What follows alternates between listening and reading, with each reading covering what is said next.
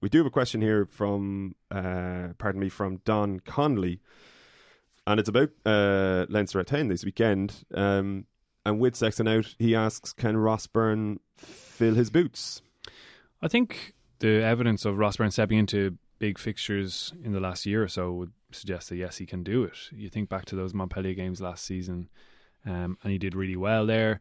Munster in the semi-final in the Pro 14 did really well there, and has probably been frustrated that he's not gotten more opportunities in those bigger fixtures as well.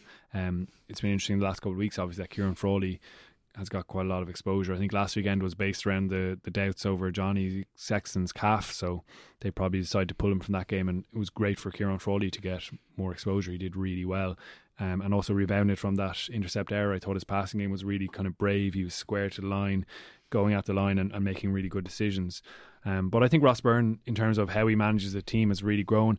I think the biggest development in his game has been around his passing, his talk about fluidity, his fluidity in attack and making those decisions on the ball, allowing guys outside him to be in good positions. So I think he's been really impressive over the last 2 seasons. His kicking obviously is a strength, and also you've probably seen him develop that fiery confidence that out-halves need to boss their teams. I remember early game this season, and he gave an earful to Scott Fardy, who looked very surprised to kind of get it. Thought about answering him back, but goes, all right, that's my out half, that's his job.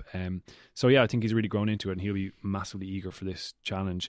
The interesting one, I guess, is 12 outside. Robbie Henshaw is back in training now, and we've seen him make these startling returns.